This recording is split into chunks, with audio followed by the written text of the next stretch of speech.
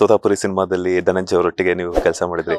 ನಿಮ್ಮ ಆಗಮನಕ್ಕಾಗಿ ನಾವೆಲ್ಲರೂ ಸಹ ವೆಯ್ಟ್ ಮಾಡ್ತಿದೀವಿ. ನಿನ್ನೆ ಅಷ್ಟೇ ಮಾಂಗಲ್ಯ ಕಟ್ಟಿಬಿಟ್ಟು ಸೊ ಹೊಸ ದಾಂಪತ್ಯ ಜೀವನ ಕಾಲಿಟ್ಟಿದ್ದಾರೆ.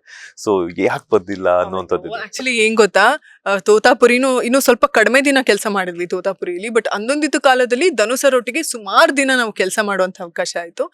Very very humble, very sweet, very good friend of my. ನಂದಷ್ಟೆಲ್ಲ ಇವನ್ ಯಶಿಗೂ ಕೂಡ ತುಂಬಾ ಒಳ್ಳೆ ಸ್ನೇಹಿತರು ಅವರು.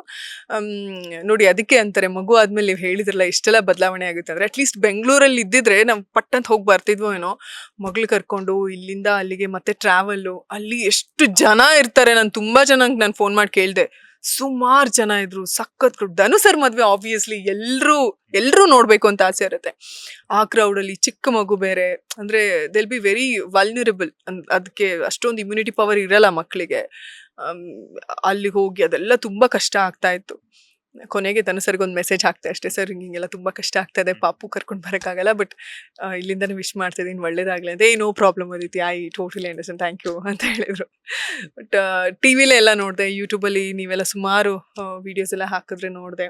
ತುಂಬಾ ಖುಷಿ ಆಯ್ತು. ಅವ್ರಿಗೆ ಯಾವಾಗ್ಲೂ ತುಂಬಾ ಆಸೆ ಇತ್ತು, ಅಂದ್ರೆ ಅವ್ರ ಅಪ್ಪ ಅಮ್ಮ ಎಲ್ಲ ಮೆಚ್ಚೋ ಅಂಥದ್ದು, ಮತ್ತೆ ಇಂಡಿಪೆಂಡೆಂಟ್ ಆಗಿರೋ, ತುಂಬಾ ಸಂಸ್ಕಾರ ಇರುವಂತ ಒಂದು ಹುಡುಗಿನ ಮದ್ವೆ ಆಗ್ಬೇಕು ಅಂತ. ಎಲ್ರ ಕನ್ಸು ಅದೇ ಆಗಿರುತ್ತೆ, ಆಯ್ತಾ.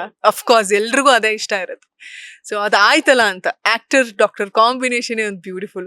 ಅಂಡ್ ಧನ್ಯತೆ ಅವ್ರು ನೋಡಿದ್ರೆ ಗೊತ್ತಾಗುತ್ತೆ, ತುಂಬಾ ತುಂಬಾ ಹೋಮ್ಲಿ ಹುಡುಗಿ ಅಂತ ಅನ್ಸ್ತಾರೆ. ಸೊ ಇಬ್ರು ಖುಷಿಯಾಗಿದ್ದಾರೆ, ಅದ್ ನೋಡಿದ್ರೆ ಗೊತ್ತಾಗುತ್ತೆ ನಮ್ಗೆ ವಿಡಿಯೋಸ್ ಅಲ್ಲೇನೆ. ಹಂಗೆ ಥ್ರೂ ಔಟ್ ದ ಲೈಫ್ ಖುಷಿಯಾಗಿರ್ಲಿ ಅಂತ ಹಾರೈಸ್ತೀನಿ. ಲೇಟೆಸ್ಟ್ ಹಾಗೂ ಇಂಟ್ರೆಸ್ಟಿಂಗ್ ಸುದ್ದಿಗಳಿಗಾಗಿ ಬಾಸ್ ಟಿವಿ ಕನ್ನಡ ಚಾನೆಲ್ನ ಸಬ್ಸ್ಕ್ರೈಬ್ ಮಾಡಿ. ಹಾಗೆಯೇ ಬೆಲ್ ಐಕಾನ್ ಪ್ರೆಸ್ ಮಾಡಿ.